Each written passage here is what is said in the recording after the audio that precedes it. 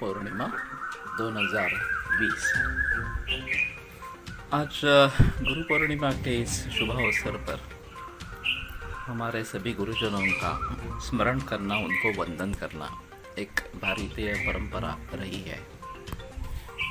मैं भी इसी अवसर का फ़ायदा लेते हुए आज का जो ऑडियो रिकॉर्डिंग है वो मेरे गुरुओं को समर्पित करता हूँ। वास्तव में गुरु की महिमा अगाध है और उसके बारे में किसी के भी मन में संदेह नहीं है।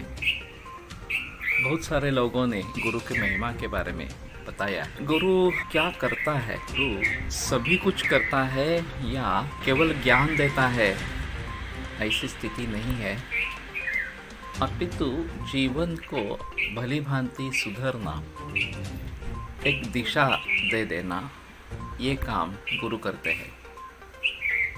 मुझे आज भी स्मरण है कि जब मैं कोलटकर जी से पहले मिला था, जबकि मैं प्री आयुर्वेद में था और वह 1-1.5 घंटे की मुलाकात रही, तो उससे मेरा पूरा जीवन बदल गया और मैंने अपना पूरा जीवन आयुर्वेद के लिए देना ये निश्चय कर लिया।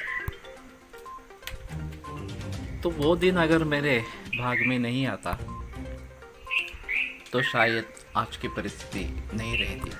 फिर उनका जो त्रिस्कंद कोश का कार्य था, इसलिए उन्होंने मुझे चुना और वो भी एक अहम चीज़ थी मेरे लिए।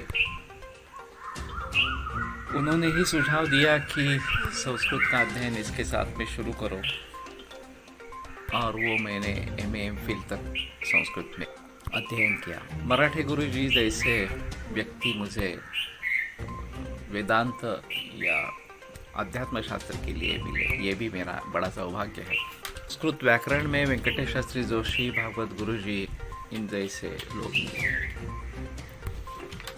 और आयुर्वेद की प्रैक्टिस के दृष्टि से फणसळकर जी मेरे आदर्श रहे।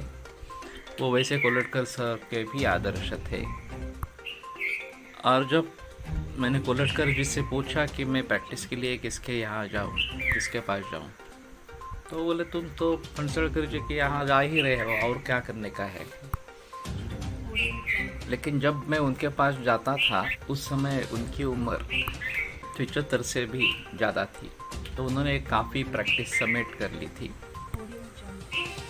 और फिर भी जो भी कुछ ज्ञान उनसे मुझे प्राप्त हुआ, जो गुड़े शास्त्री की परंपरा से आया है, वो भी मेरे लिए बहुत बड़ा वरदान इस प्रकार का था।